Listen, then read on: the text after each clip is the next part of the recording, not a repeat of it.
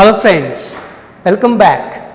This is Sanjeev Tiwari and you are watching your own favorite channel उत्थान the rising.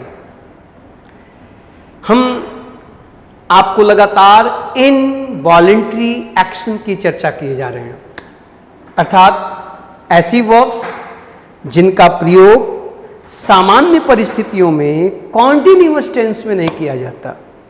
मैं जब सामान्य परिस्थितियों की बात कह रहा हूं तो आप समझ रहे हैं कि जब उनका कोई स्पेसिफिक प्रयोग होता है, किसी विशेष अर्थ में उसका प्रयोग होता है, तो उसका प्रयोग कॉन्टिन्यूअस में किया भी जा सकता है।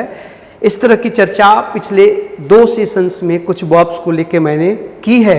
आप प्लेलिस्ट में जाकर उन्हें जरूर देख लें और तब जुड़ें तो ये बेहतर समझ में आएंगी चीज़ें। आइए आज एक और वर्ब को मैं आपके सामने रखता हूँ जिसको हम इनवॉलंटरी एक्शन कहते हैं या जिनको हम वर्ब्स ऑफ सेंसेस कहते हैं, अर्थात जो स्वाभाविक रूप से निष्पादित होती हैं उनके साथ आईएनजी फॉर्म का प्रयोग करके उनका कॉन्टिन्यूअस टेंस में प्रयोग नहीं किया जाता। तो आज की वर्ब है सी। अभी जो सी वर्ब है तो बचपन से आपको बताया गया कि सी माने देखना होता है। शायद ये अर्थ आपके दिमाग में जो डाला गया ना वहीं से कंफ्यूजन होता है। ध्यान रखिए, सी माने देखना हो सकता है किसी विशेष अर्थ में, लेकिन सी का मतलब दिखाई पड़ना होता है, देखना नहीं।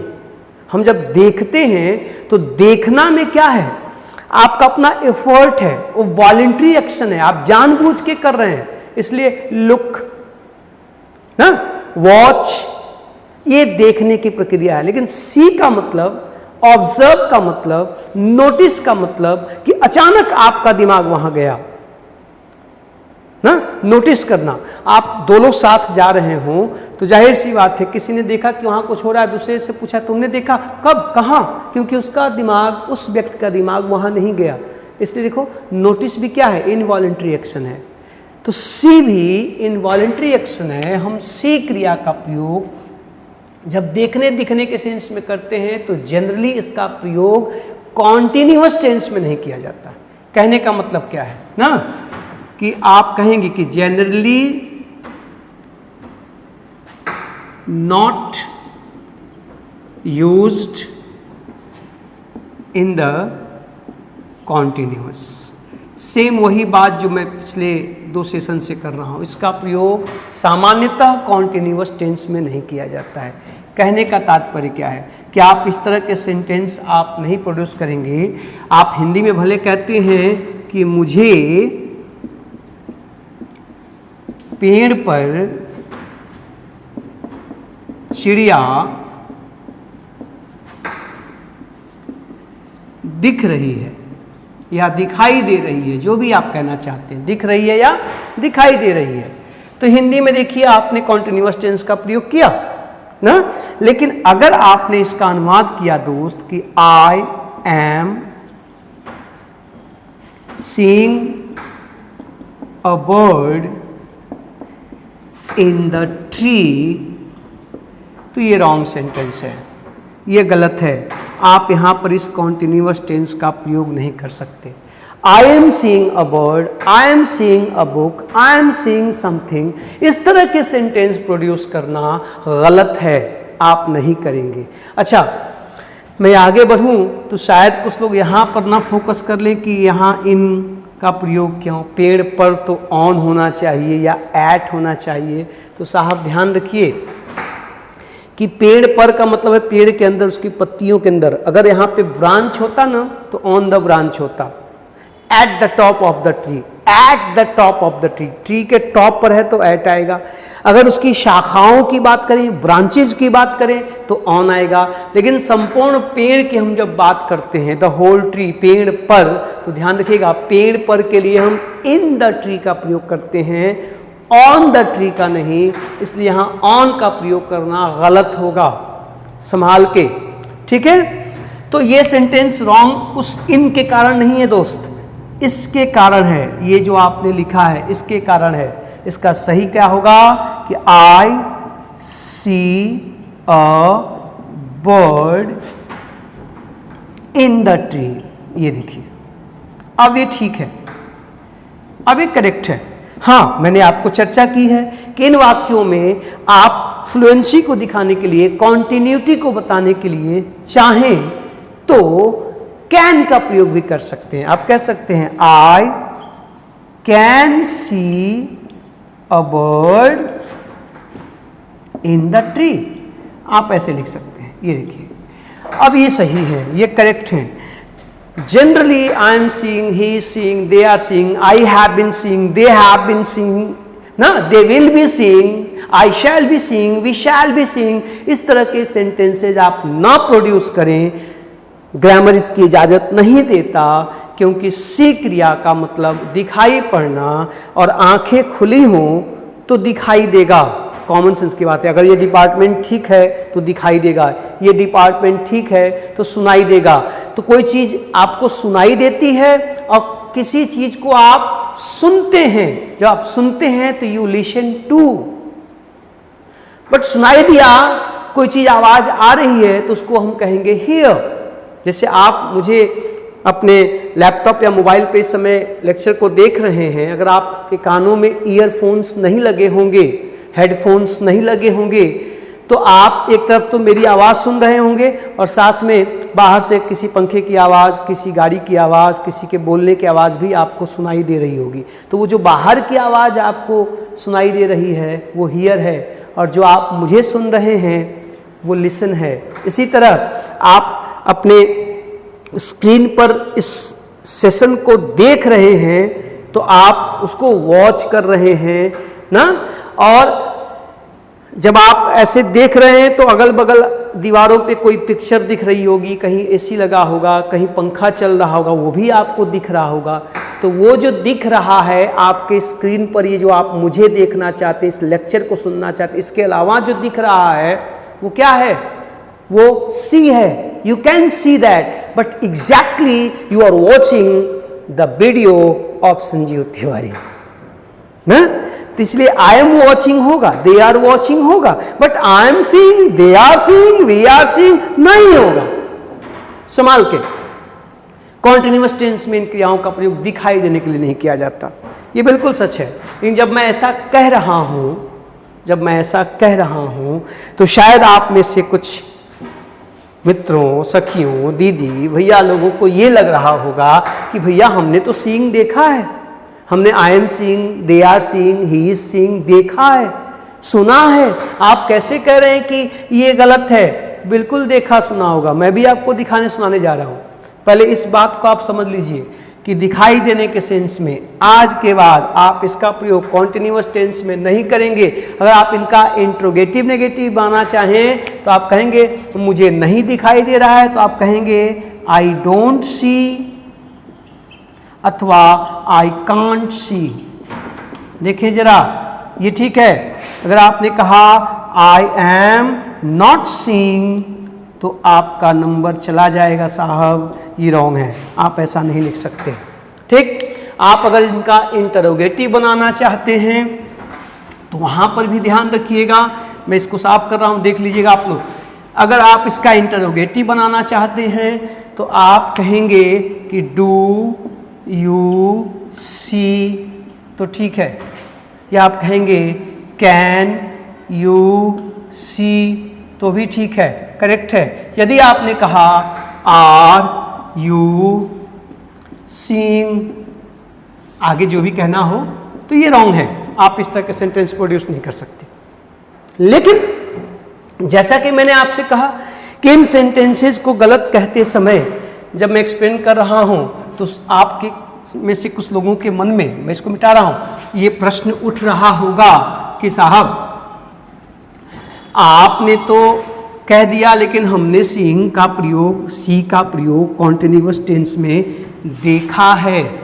तो बिल्कुल देखा होगा, सुना है, बिल्कुल सुना होगा, लेकिन जाहिर सी बात है कि तब वहां सी का मतलब वही नहीं होगा जो मैं अभी चर्चा कर रहा हूं। उसके मायने बदल जाएंगे। क्या बदलेंगे देखिएगा।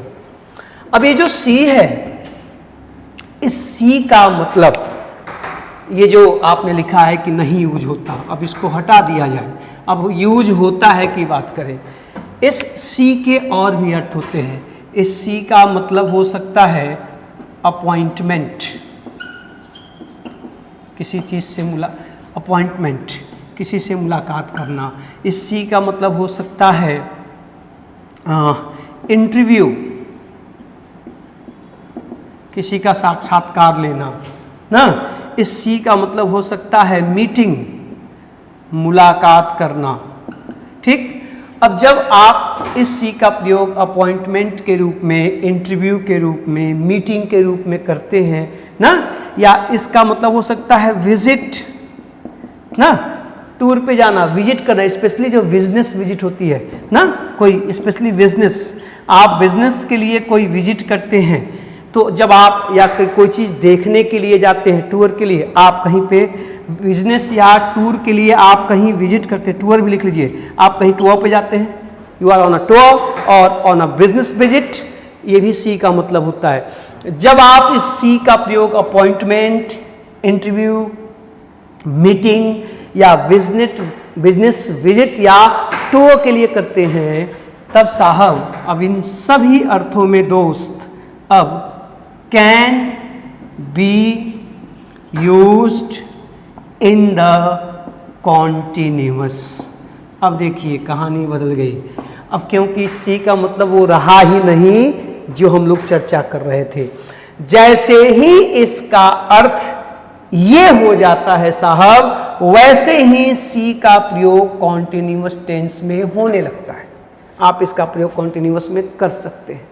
अब मैं एग्जाम्पल्स देता हूं, देखिएगा, पहली बात याद रखिएगा, किसी का अपॉइंटमेंट लेके मिलना, किसी का साक्षात्कार लेना, किसी से मुलाकात करना, किसी टूर पे जाना या किसी से बिजनेस विजिट करना, मीटिंग करना, इन अर्थों में इसका प्रयोग कॉन्टिन्यूअस टेंस में किया जाता है। मैं इसको वाइप कर रहा हूँ, वाइप आउट कर रहा हूँ, देख लीजिएगा, और मैं एग्जाम्पल देने जा रहा हूँ, इसको आप संभालिएगा, स्क्रीनशॉट लेना हो तो ले लीजिए, तो मैं फिर इसको एग्जाम्पल से दिखाऊं कैसे होता है। ठीक है, ले लिया, ओके। आइए देखिएगा जरा, अब एग्जाम्पल देखिए, आप इन पॉइंट्स को एग्जाम्पल के थ्रू देखिए कि कैसे सी क्रिया अभी तक तो कॉन्टिन्यूअस में प्रयोग नहीं हो रही थी, अब कॉन्टिन्यूअस में प्रयोग होगी। ये देखिए आपके सामने एग्जाम्पल, जैसे मैं कहूं कि Mohan is seeing his friend tomorrow. अब देखें जरा, Mohan is seeing his friend tomorrow, Mohan कल अपने मित्र से मिलेगा, उसकी मुलाकात होगी। ठीक है, अब ये बिल्कुल करेक्ट है, क्योंकि यहां अब सी का मतलब देखना नहीं है, इसका ये मतलब नहीं है कि मोहन अपने मित्र को कल देखेगा ना, कल देख ले बाबा, ये नहीं है। इसका मतलब है कि कल मोहन की मुलाकात होगी, किससे? उसके मित्र से। अच्छा, यहां पर आपके मन में एक प्रश्न और उठ रहा होगा, कुछ लोग सोच रहे होंगे वीडियो देखते समय कि अच्छा मिस्टर तिवारी, अगर हम ये कह दें कि Mohan will see his friend tomorrow, तो प्रॉब्लम क्या है? क्या ये गलत है? बिल्कुल नहीं, ये भी ठीक है, लेकिन दोनों वाक्यों में अंतर है। मोहन विल सी का मतलब है साहब, अभी मैंने क्या लिखा था, अपॉइंटमेंट, जरा ध्यान दीजिएगा।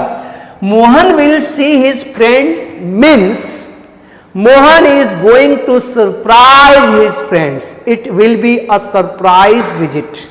It will be a surprise visit. It means Mohan's friend doesn't know that Mohan is going to meet him. He is going there without any information. It will be a sudden visit. Will. आई बात समझ में? And this means Mohan is seeing his friend tomorrow.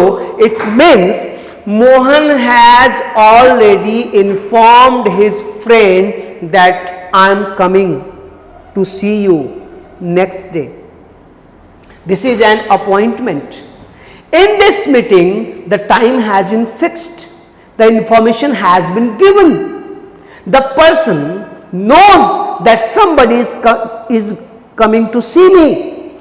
The friend knows that Mohan will come. This sentence, it is an appointment, but here the friend is going to be surprised.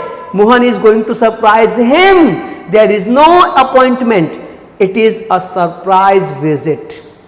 Am I clear? आई बात समझ में? ये दोनों वाक्य ठीक है दोस्त। इसका अर्थ यह है कि मोहन अचानक अपने मित्र से मिलेगा, उसे पता नहीं है। यहां पर पहले से पता है कि मोहन आ रहा है मिलने के लिए।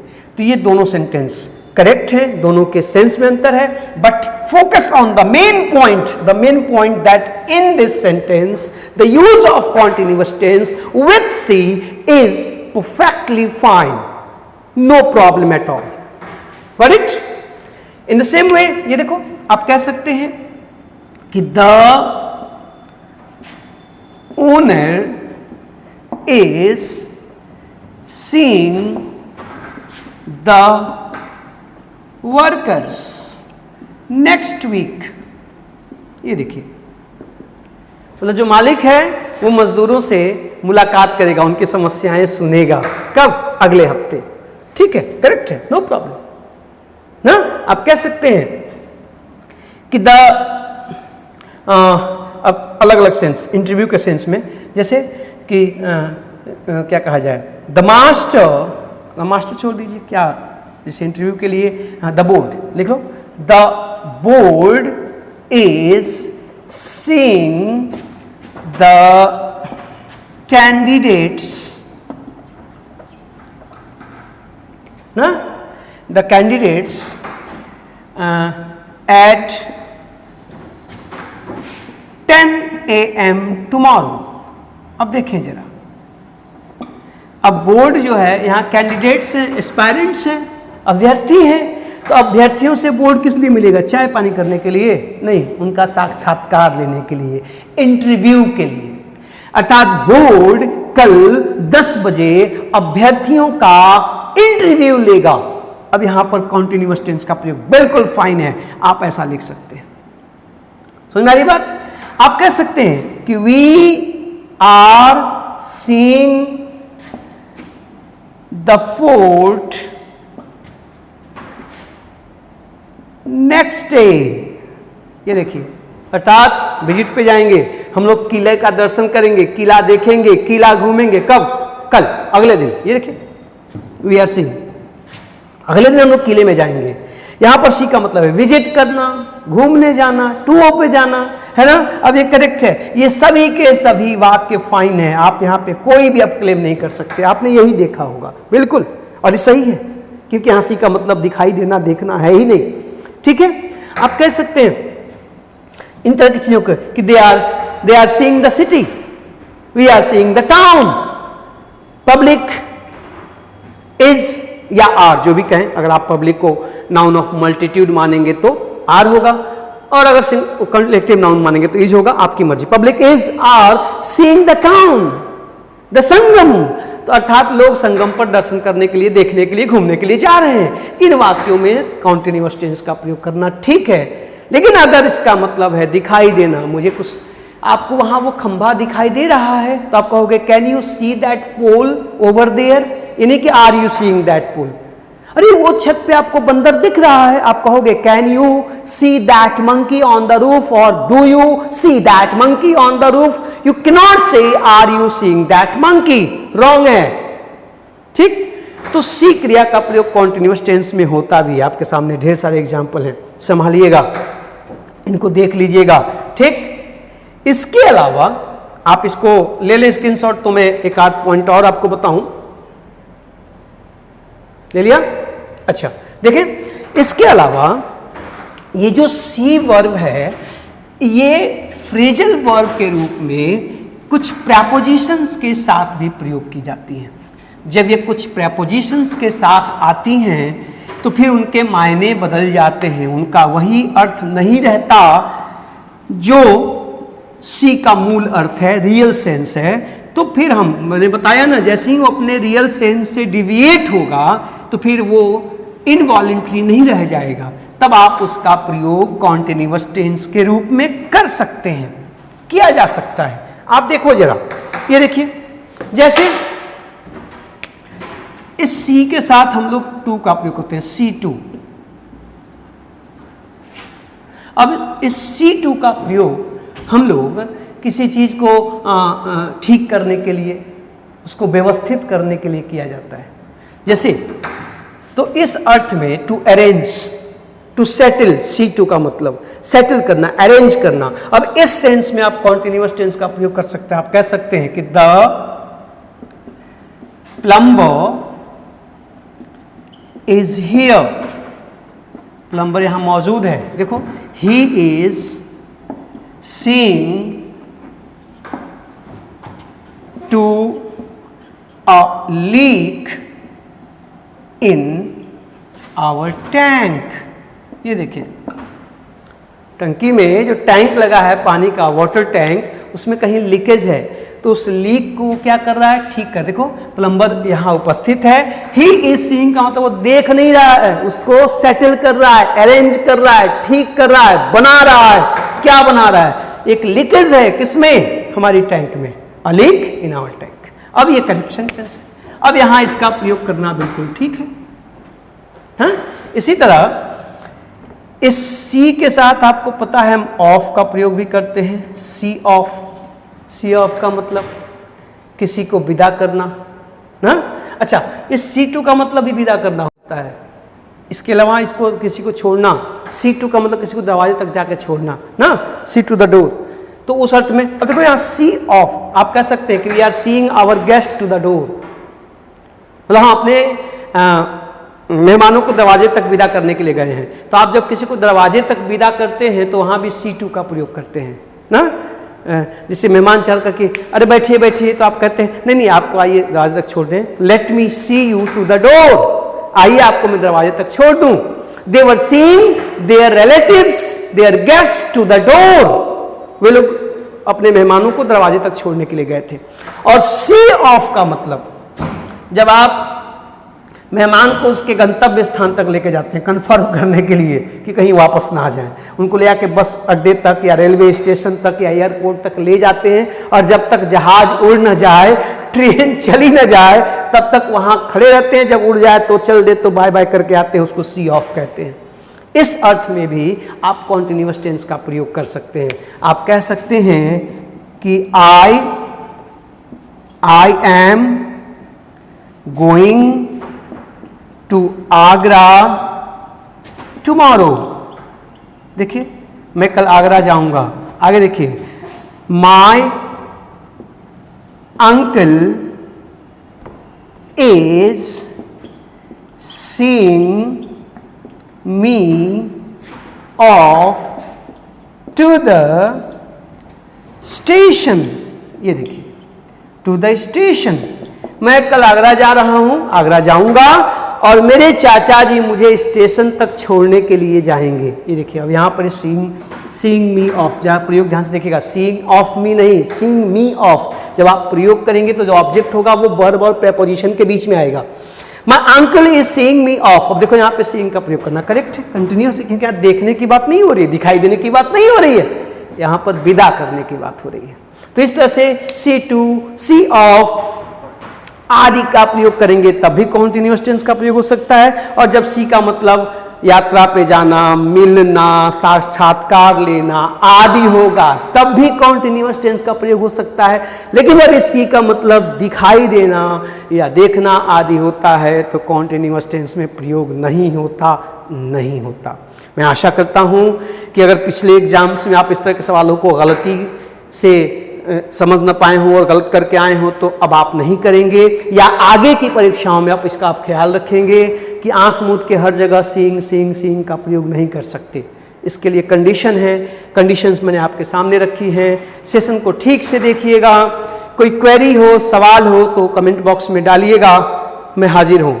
और मैं एक बार फिर आपको बता दूं कि ऑफलाइन कोचिंग शुरू हो गई है, बैचेस शुरू हो गई हैं, नई बैचेस का डेट भी अनाउंस हो गया है। मैंने एक वीडियो बना के डाल दिया है, आप उसको देखिएगा और जितनी जल्दी हो क्लास में आने की कोशिश करिएगा।